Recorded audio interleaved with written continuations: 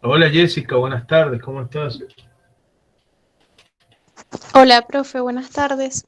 Quería preguntarle si la clase pasada no la ha subido, la del 20, ¿puede ser?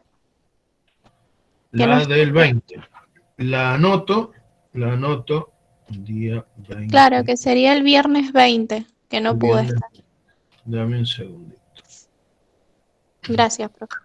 Es probable, te confirmo después, es probable que me haya olvidado de grabarla. Es probable. De todas maneras, cualquier consulta o si necesitas que repasemos algún tema, estoy a disposición, no te hagas problema. ¿M? Pero Bueno, me fijo. Si está, la subo al aula. ¿Ah? Bien. Bueno, chicos, reiteradas buenas tardes a todos. Vamos a dar comienzo a la clase de hoy de sociedades. El tema que vamos a ver hoy es eminentemente práctico.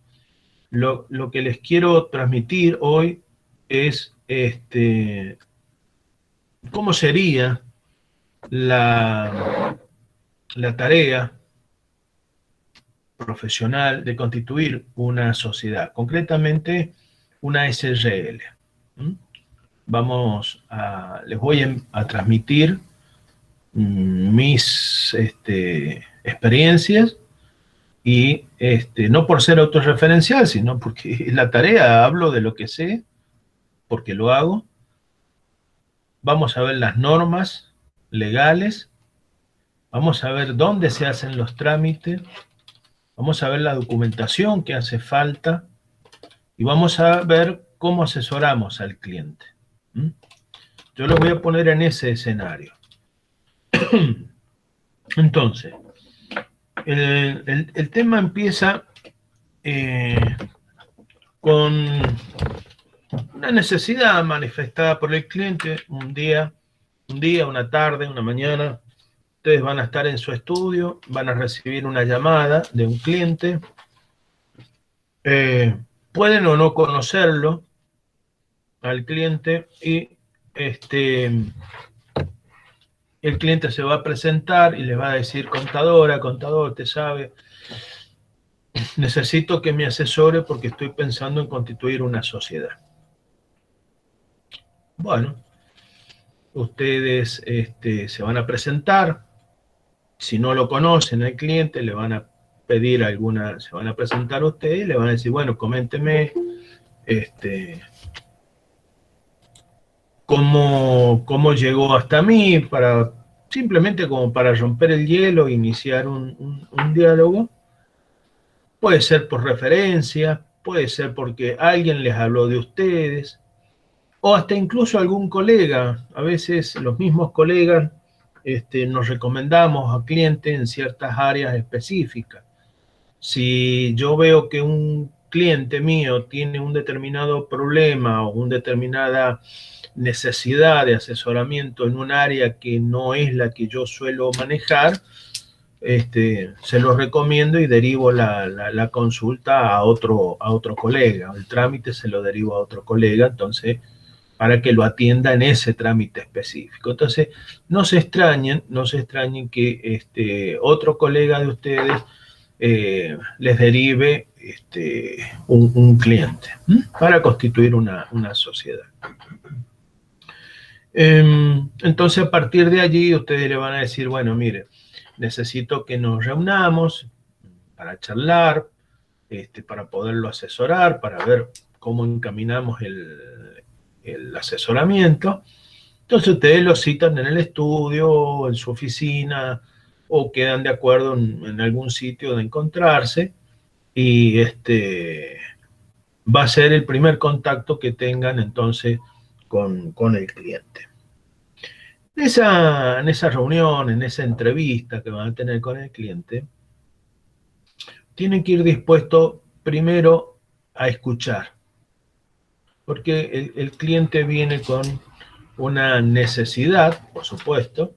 Él tiene una inquietud, tiene ya una idea aproximada de lo que quiere hacer, porque le han comentado, porque ha observado que personas allegadas o conocidas han constituido sociedades, entonces a él le gustaría constituir una sociedad. Bueno, o sea que el cliente ya viene con una idea y necesita afirmarse en esa idea, consolidar esa idea.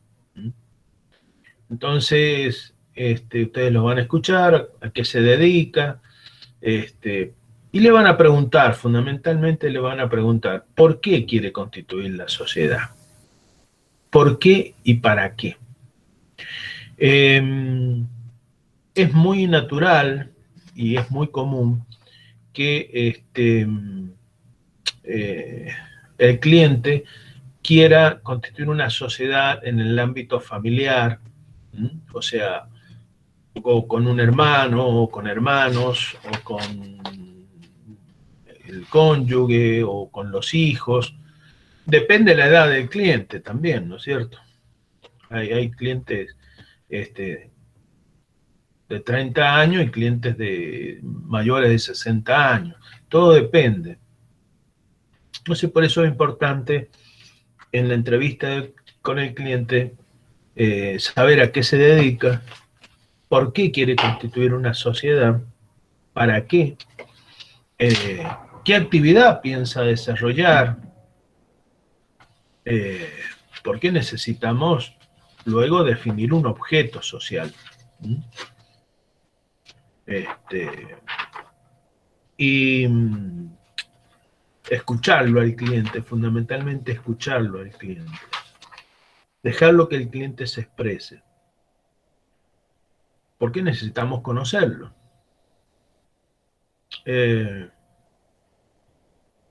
A partir de allí ya empezamos a hacer algunas preguntas ya más concretas. Depende la respuesta que el cliente vaya dando, nos va orientando a nosotros sobre, por ejemplo, lo que les decía recién, bueno, ¿qué capital piensa invertir en la sociedad? ¿Qué idea tiene sobre la organización de la sociedad? ¿Va a participar en la organización de la sociedad o no?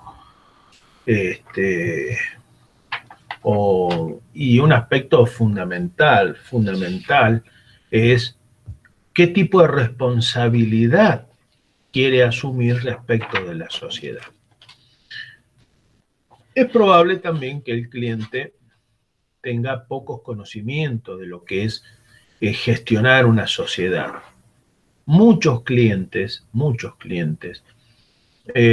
desarrollan una actividad o un negocio unipersonal, lo han creado ellos, lo han desarrollado ellos, el negocio, o un taller, por ejemplo, un taller metalúrgico, pero por distintas razones quieren constituir una sociedad. Entonces la actividad es la misma actividad, pero bajo la forma de una sociedad. Entonces, son las sociedades denominadas cerradas o sociedades de muy pocas personas, muy pocos socios, que se constituyen fundamentalmente por dos razones. Una, porque estas personas, cuando han adquirido, depende del cliente, por supuesto, cuando han adquirido tienen una cierta trayectoria, comienzan a pensar, ¿no es cierto?, en las etapas siguientes. Ellos han construido ese negocio, se han forjado de una trayectoria, de una imagen, y consideran necesario que se vayan incorporando, por ejemplo, los hijos o miembros de la familia, para que esa actividad, ese negocio tenga continuidad en el tiempo. Entonces, hay que estar muy atento a ese objetivo del cliente, porque va a haber que aclararle, entre otras cosas, que constituir una sociedad significa crear una persona jurídica con personalidad distinta a la persona de los socios, es un nuevo sujeto de derecho.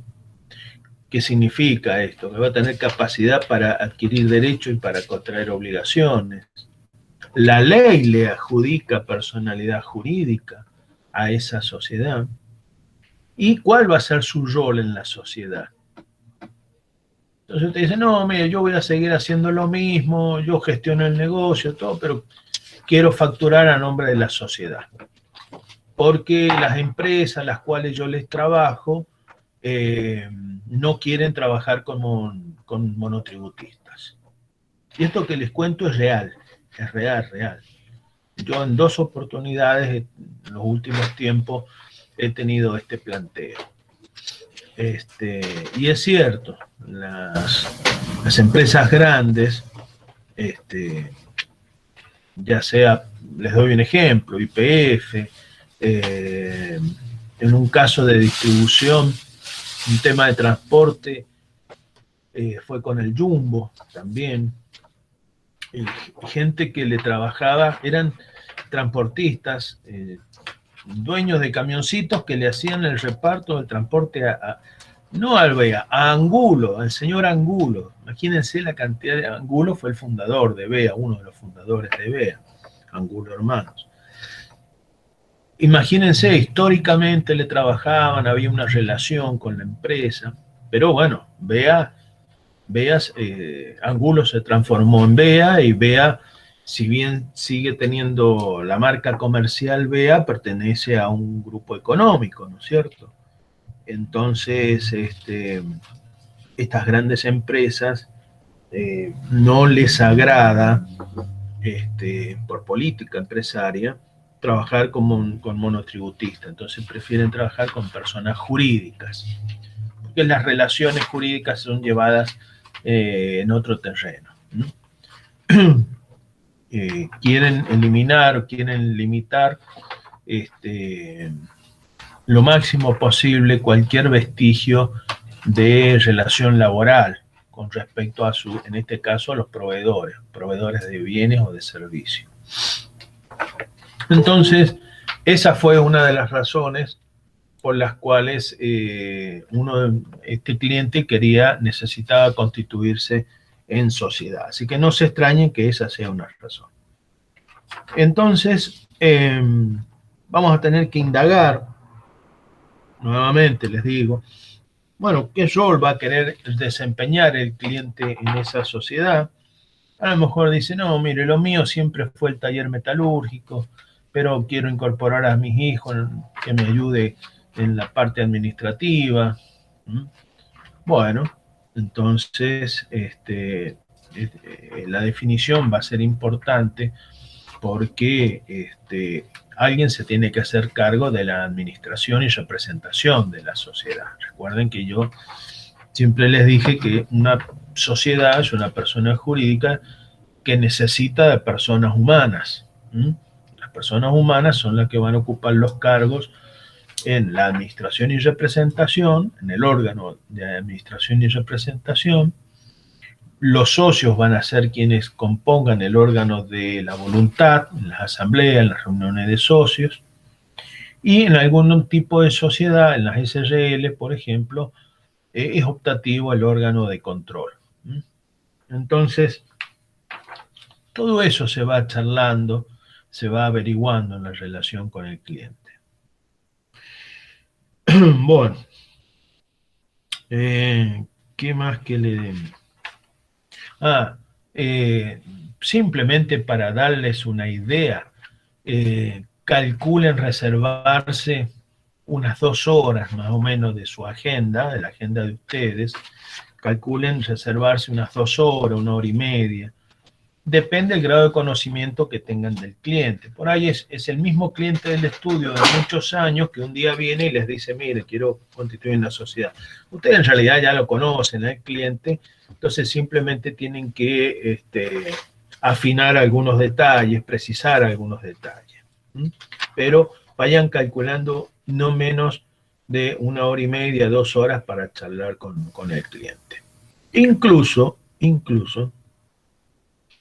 es razonable y a veces necesario que cuando el cliente se retire del estudio se vaya con algunas inquietudes para reflexionar, porque al responderle las preguntas que ustedes les van a hacer, el cliente se da cuenta que hay aspectos que no ha considerado o que tiene que terminar de definir. En su idea de constituir una sociedad hay aspectos que él no había contemplado. Entonces, eso amerita una segunda entrevista. Y si no es con él, es con los socios. Porque a lo mejor en la primera entrevista viene una sola persona. Entonces, dice, bueno, dice, contador, bueno, esto lo voy a charlar con mis futuros socios. Podríamos tener una segunda entrevista, una segunda charla. Entonces ustedes van a tener que agendar nuevamente una nueva entrevista, una nueva charla. Ya en esa charla va a venir, o ya viene, si es una empresa familiar, ya va a venir con los hijos, o con por lo menos un hijo, o va a venir con el cónyuge, o con las personas con las cuales tenía pensado formar la sociedad, ¿no es cierto? Porque él va a querer que le transmitamos de nuestro propio asesoramiento a los socios que no estuvieron en la primera reunión. A su vez ellos traerán sus propias inquietudes, sus propias dudas. Formar una sociedad es una decisión importante, es una decisión trascendente. Se trata justamente de eso, formar una sociedad. Es comprometerse. Ustedes le van a, yo les sugiero que hagan hincapié en lo que les dije del afecto social, la importancia del afecto social. Ahí van a ustedes a tratar de medir, de ser un poquito psicólogo del cliente, para tratar de medir a ver cuál es el espíritu, y tratar de transmitirle que van a traer una criatura jurídica, pero esa criatura jurídica en cierto modo es independiente de ellos. O sea, los socios son dueños de la sociedad, pero cada uno cumple un rol allí. Entonces van a tener que saber limitar incluso los intereses personales en virtud de o en pos de la armonía y el buen clima entre los socios y la sociedad. Suele ser un poco complicado en las empresas familiares que se transforman en sociedad, hacerle ver al titular, al generador de la idea, al que era el dueño unipersonal, hacerle ver que ahora su rol ha cambiado, su rol ha mutado. Él pasa a ser un socio más, tal vez con mayor participación que el resto de los socios, pero en definitiva él es un socio más. No sé, no es lo mismo, él antes era unipersonal, era amo y señor y sus decisiones nacían de su leal saber y entender. En cambio ahora en la sociedad se van a tener que charlar y discutir algunas cosas, siempre por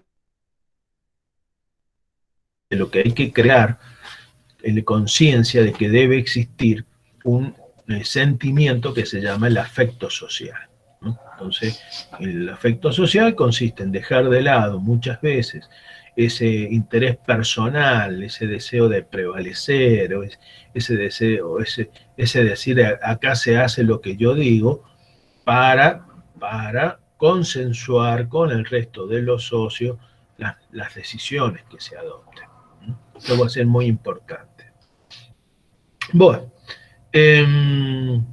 lo que se tiene que tener, ya sea de la primera o de la segunda charla, es la idea de decir, bueno, ¿qué tipo de responsabilidad quiere asumir el socio o los socios? ¿Por qué? Porque esta pregunta nos va a ayudar a elegir el tipo societario. Recuerden que yo les dije que en la sección 2, allá por el artículo 125 en adelante, perdón, capítulo 2, en el artículo 125 en adelante, la Ley General de Sociedades se encarga de ir traje jurídico por traje jurídico o tipo societario por tipo societario, estableciendo normas. Normas definiéndonos qué son tipos societarios. Por ejemplo, una cosa es la sociedad colectiva, otra cosa es capital industria, otra cosa es la sociedad en comandita simple, las SRL, las SA y la en comandita por acciones, o incluso la unipersonal. De eso ya lo hemos charlado. Entonces, la responsabilidad va a ser un elemento muy, muy importante para definir el tipo societario. El otro, si son sociedades pequeñas o sociedades cerradas, que se llaman, que no entran y salen socios tan libremente, y si la responsabilidad que quieren asumir los socios es limitada, entonces el traje jurídico que ustedes van a sugerir que el cliente elija va a ser el de una SRL. El 90% de las, por decirles, para darles una idea, no tengo la cifra exacta, el 90% de las sociedades que se crean son SRL. Son uno de los tipos societarios, junto con anónimas, más utilizados en nuestro país. Tienen una serie de ventajas. Recuerden que la sociedad anónima es una sociedad de tipo mixto, en donde interesa el aporte de capital que se le va a requerir que hagan los socios, pero también interesa la persona de los socios. O sea, una SRL no se hace con cualquier persona. Entonces,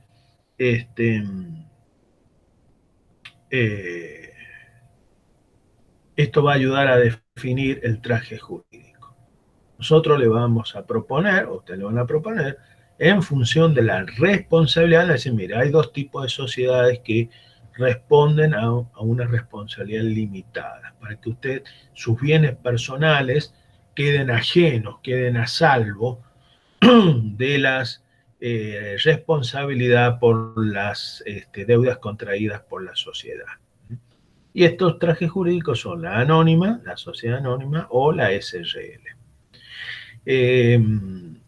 Entonces, ante esa situación, el cliente les va a preguntar, bueno, pero ¿y qué diferencia hay entre una y otra? Bueno, en realidad,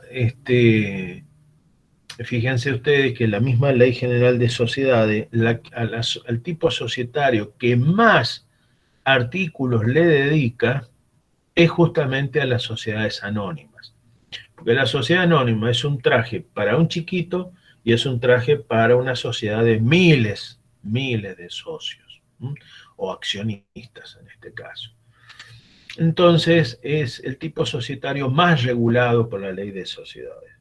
Pero si es una sociedad relativamente pequeña, recuerden que la SRL es hasta 50 socios, entonces por ahí les conviene sugerir la SRL, que de entrada sale más barato a la Constitución porque se constituye por instrumento privado, con firmas certificadas por escribanos de los socios, pero por instrumento privado. En cambio, la anónima siempre debe constituirse por instrumento público. Y eso sale un poco más caro. Hay que pagar honorarios de escribano, hay que pagar otros gastos relacionados y sale más cara la Constitución. Y a veces se justifica y a veces no. Pero eso se charla. Bien. ¿Qué tenemos que hacer? Una vez que el cliente ha quedado decidido por qué tipo societario, todo esto que les acabo de describir sería el primer paso. Yo les diría, esto suele ser tema para examen, el trámite de constitución de una SRL o de una sociedad anónima, les diría que vayan anotando. Entonces, el primer paso es la entrevista con el cliente. Segundo paso sería ya entonces la definición del tipo societario y nos abocaríamos a la redacción del instrumento de constitución. El instrumento de constitución va a tener dos partes. Una primera parte es el contrato de constitución de la SRL y la segunda parte va a ser el estatuto de la SRL. Todo en un mismo instrumento, todo en un mismo documento, pero la primera parte se denomina contrato, porque es un contrato, y a continuación se transcribe, normalmente en el mismo documento se transcribe las cláusulas del estatuto social, el estatuto de la sociedad. El contenido del estatuto, de los datos del estatuto, está en el artículo 11 de la Ley General de Sociedades, que ya vamos a desarrollar enseguida, a continuación.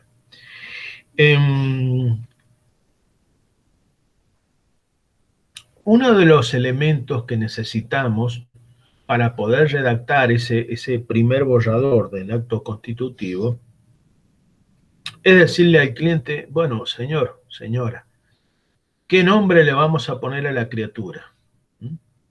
A la criatura jurídica que estamos trayendo al mundo jurídico. La sociedad tiene que tener un nombre, razón social o denominación social, pero tiene que tener un nombre. Y aquí lo que les aconsejo que hagan el trámite de reserva de nombre. Se llama así, trámite de reserva de nombre en DPJ, en Dirección de Personas Jurídicas. ¿Por qué? Porque uno de los elementos, uno de los temas que controla la Dirección de Personas Jurídicas es que no exista homonimia o similitud fonética o escrita en los nombres de las personas jurídicas. ¿Qué significa esto? Que no exista la posibilidad de confusión entre dos personas jurídicas por utilizar igual o similares nombres. Recuerden que estamos en el ámbito de la circunscripción del órgano de control, es la provincia de Mendoza. Entonces, ese control se lleva en los registros de la provincia de Mendoza. Es como si fuéramos a inscribir a una criatura humana y ¿qué nombre le van a poner? Entonces le van a poner Luis Alberto Pérez. Y por alguna razón, que no se hace eso, no quiero decir que se haga, entonces en el registro civil dice, usted sabe, ya hay un Luis Alberto Pérez, va a tener que cambiar el nombre. Bueno, póngale, no sé, Juan Pérez. Bueno, algo similar no se hace en el ámbito de las personas físicas, pero en el ámbito de las personas jurídicas sí se hace ese control. Entonces, no vaya a ser cosa que el nombre que nos proponga el cliente para la persona jurídica, nosotros lo utilicemos, empecemos a redactar el estatuto, se publiquen edictos, se certifiquen firmas. Cuando presentamos todo en persona jurídica, nos rechazan el trámite porque ya existen sociedades, o por lo menos una sociedad con un nombre igual o similar. Entonces, para atrás del trámite, nos rechazan todo el trámite, hay que hacer toda la documentación de nuevo. Les digo porque me ha pasado. Tuve el caso de unos clientes que desoyeron mis consejos de reservar el nombre, que me dijeron, no, con este nombre, ¿quién va a constituir una sociedad con este nombre? Creían que el nombre que habían elegido era lo suficientemente original para que no existieran otra sociedad con ese nombre. Bueno, todo por ahorrarse, no sé en cuánto está ahora, ya vamos a ver en cuánto está el código. Hay que comprar un código tributario para el trámite de reserva de nombre, pero para ahorrarse eso y creyendo que ahorraban tiempo, me dice, no, contador, metámosle con este nomás. Bueno, para que cuando presentamos el trámite, a los días De vuelta al trámite. Y no hubo forma, no hubo forma. Se utilizó, fíjense ustedes, se utilizó el mismo nombre original, pero tenía que estar acompañado de otras palabras. Entonces se lo acompañó con la palabra Argentina. ¿Mm? Entonces, XX Argentina. Bueno, y ahí lo aceptó persona jurídica. Pero tuve que redactar nuevamente el estatuto, publicar nuevamente edictos, certificar firmas nuevamente, pérdida de tiempo, pérdida de dinero, y bueno. Así que por experiencia propia les digo que antes de ponerse a redactar el estatuto, lo primero que deben hacer es efectuar el trámite de reserva de nombre de la sociedad. ¿En qué consiste este trámite? Muy sencillo. Se presenta una nota en dirección de persona jurídica con el encabezado, reserva de nombre, y la nota que se presenta se solicita, entonces se solicita reserva del nombre y se proponen dos nombres. Se proponen dos nombres para la constitución de una sociedad. Se proponen dos nombres porque en caso de que uno fuera rechazado, ya ahí tenemos la posibilidad tendríamos mucha mala suerte que los dos nombres propuestos salgan rechazados por estar ya utilizados previamente. Tenemos más chance. Se compra un código tributario, es el código 421. A ver, déjenme ver si lo tengo a mano. Un segundo, chicos.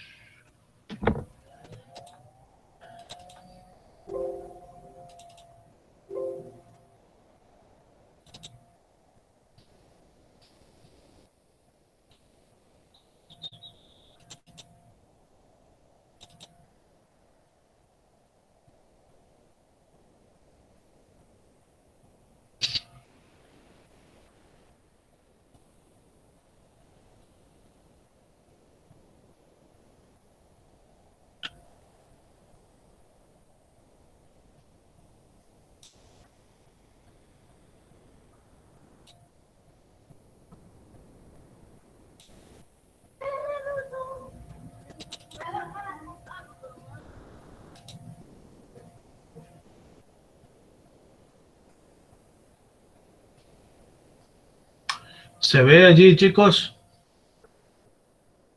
Sí, Sí, profe. Sí, profe. Bueno, miren, este es un listadito de las tasas retributivas que cobra, en este caso, la Dirección de Personas Jurídicas en los distintos trámites que haya que realizar. Siempre hay que comprar un código tributario, esto se compra en el Banco Supervil o Banco Nación o Bolsa de Comercio. Se le dice al cajero, quiero el código número tal. Bueno, se paga el monto del canon correspondiente y ese código se adjunta al trámite que se vaya a efectuar. Eso está tipificado, si ustedes ven, por ejemplo, acá, esta parte son los actos vinculados con sociedades anónimas y en comandita por acciones. En la primera columna tienen el número de código y en el cuerpo la descripción, el tipo de trámite que se vaya a realizar y el valor. Por ejemplo, si vamos a hacer, yo les dije el código 421, a ver, acá está. Tenemos otro apartado para las sociedades no accionarias. Sociedades no accionarias. Como estamos en el ámbito de las SRL son no accionarias, porque su capital se divide en cuotas, no acciones. Y el trámite que queremos hacer es el trámite de reserva de nombre. Trámite de reserva de nombre. Entonces, fíjense, el código que corresponde es el 421, que se llama Reserva de Denominación Social. Sociedad no accionaria, 2 denominaciones. O sea que es lo que yo les decía, se proponen en la nota 2 denominaciones. 2 nombres para esa sociedad, para que persona jurídica verifique en su registro que no haya posibilidad de otra sociedad con ese nombre, o que fonéticamente suene igual o parecido. El costo de este código es de 1.490 pesos. ¿Lo están viendo allí? Sí, profe. Bueno, entonces, ¿qué hacen? Y esto, como les digo, se redacta una nota muy sencilla, trámite de reserva de nombre, y se adjunta, el código. Voy a ver si les puedo buscar un ejemplo de la nota. Denme un segundito.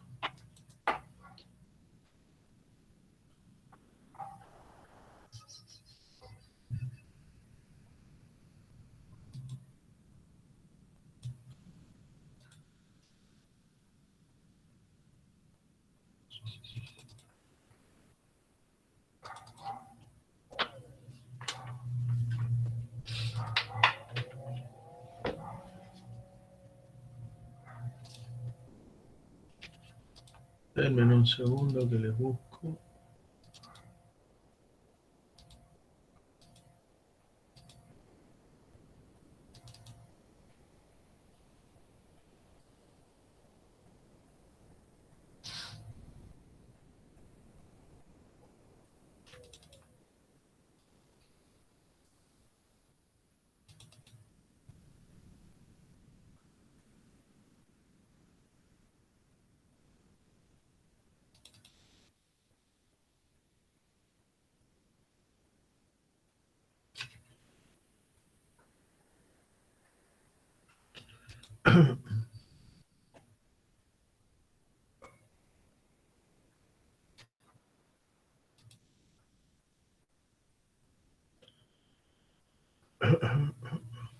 Eso lo tengo en otro lado.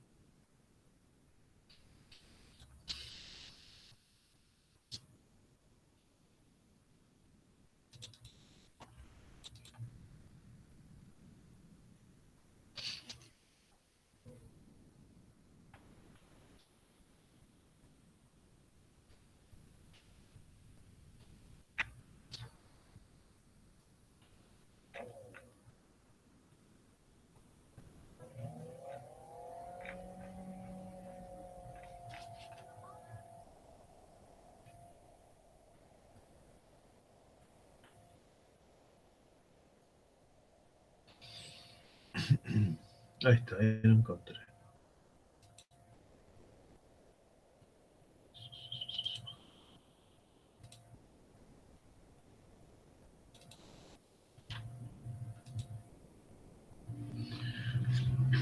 ¿Se ve allí, chicos? Sí, profe. Bueno, miren, este es el modelo de una nota que, que hice el año pasado por el tema de la constitución de una sociedad anónima, y el tema se encabeza, se dirige al señor director de la Dirección de Personas Jurídicas. Asunto es la solicitud de registro preventivo de la razón social, y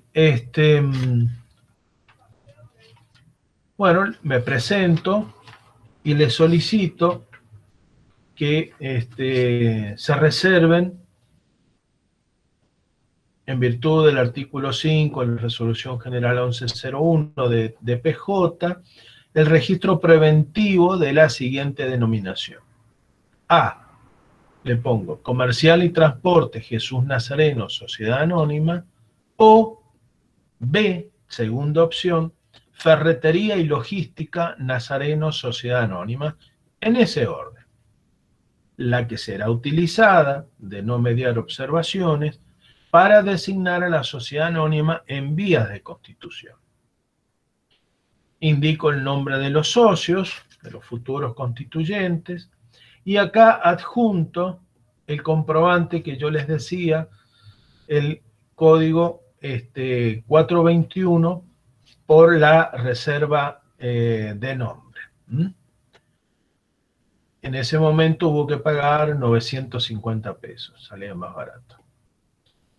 Bueno, esta es la nota que se presenta. A los poquitos días, esta es la respuesta de persona jurídica, en donde informan que no existe otra entidad registrada ante esta dirección de persona jurídica con igual o similar denominación pretendida por la interesada. Entonces, ¿qué hacen? Me reservan el nombre por 15 días hábiles. Fíjense que dice, conste que no obra en esta dirección de persona jurídica otra entidad con denominación igual o similar a la pretendida por el interesado. Resérvese y regístrese preventivamente a nombre del presentante la denominación Comercial y Transporte Jesús Nazareno, Sociedad Anónima, por el término de 15 días hábiles, que comenzará a correr a partir del día siguiente a la entrega de este certificado al interesado. Entonces, con esta respuesta, con esta seguridad que nos da persona jurídica, ya podemos entonces sentarnos a redactar el estatuto, el contrato social y el estatuto social. Antes, corremos el riesgo, como les dije, como a mí ya me pasó, de que nos observen el trámite por similitud en el nombre. ¿Alguna pregunta, chicos?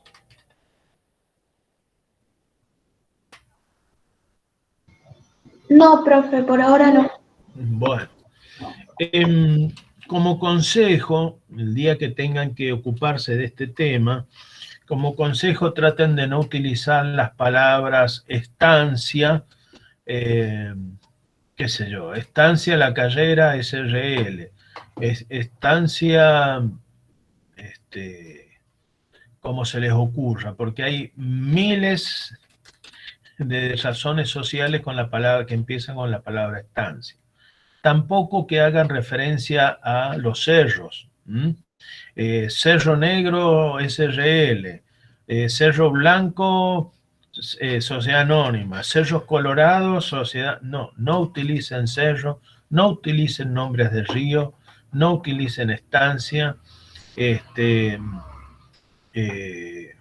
lo mismo que la palabra viñedos, traten de no utilizarla, y si la utilicen que sea un nombre largo, pero traten de no utilizarlo porque están prácticamente, y más en nuestra provincia, son términos muy, muy utilizados, entonces se los van a rebotar personas jurídicas.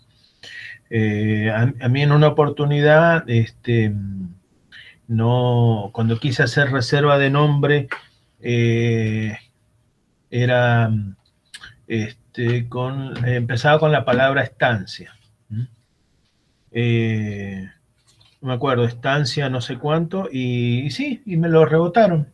Tuve que buscar otro nombre.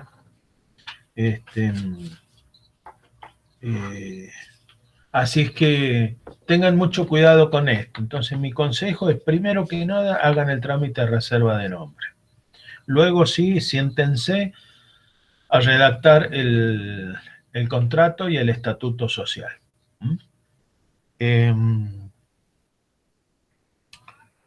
Superado esta etapa y dentro del plazo entonces de los 15 días, lo que vamos a hacer, voy a dejar de compartir esto,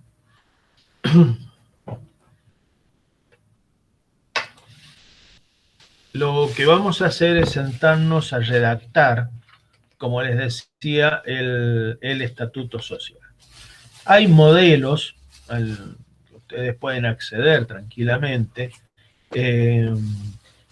y hay que ser muy cuidadoso en la redacción y cumplir punto por punto lo estipulado en el artículo 11 de la Ley General de Sociedades. Porque el artículo 11 es el que nos indica el contenido, son los requisitos esenciales, es información que no puede faltar. No puede faltar. Y también hay que tener en cuenta, en lo que a normas se refiere, la resolución 2400 de la Dirección de Personas Jurídicas. Resolución 2400 de la Dirección de Personas Jurídicas. La tienen en el aula, yo la subí, ese material está en el aula, fíjense después si pueden acceder a ese material, cualquier problema me lo hacen saber, pero está en el aula virtual. Como les decía, el contrato de constitución o el instrumento de constitución de una SRL puede ser hecho en instrumento público o en instrumento privado. El instrumento privado, ustedes saben, se hace mediante escritura. Interviene un abogado, un escribano, perdón, y en el caso de una SRL, eso es para el caso de la anónima, sí o sí por instrumento público. En el caso de una SRL puede ser por instrumento público o por instrumento privado. El instrumento privado es el contrato y el estatuto redactado por nosotros, leído a los clientes para que sepan qué es lo que van a firmar, para que hagan las preguntas que consideren oportunas, las aclaraciones, si hay algo que modificar, si hubo un error, se deslizó un error en un número de documento, en algún dato, en algo. Y luego se lleva a certificar firma un escribano. Nos ponemos en contacto con un escribano, con una escribana, le decimos, mira, ¿a qué hora nos podés recibir para certificar firma? Entonces el escribano o escribana les dice, bueno, vénganse tal día a tal hora. Le transmitimos a nuestros clientes, los citamos a la oficina de la escribanía y allí se presentan cada uno de los socios con documentos, son individualizados por el escribano y van a firmar el instrumento de constitución, tanto el contrato como el estatuto, van a firmar en presencia del escribano. Entonces el escribano va a certificar la firma. Va a certificar la firma. Bueno. ¿Alguna duda hasta acá, chicos? ¿Alguna pregunta? ¿Se ubican más o menos en el trámite? Sí, profe. Bueno. ¿Qué hora es ahora? Bueno. Chicos, les propongo, hagamos un recreo, unos 15 minutitos, ¿puede ser? Sí. Bueno. Aprovechen ir al baño, tomar algo, tomarse unos matecitos. En 15 minutos nos reunimos nuevamente. Bueno. Vamos. Buenísimo. Bueno, profe. Ok.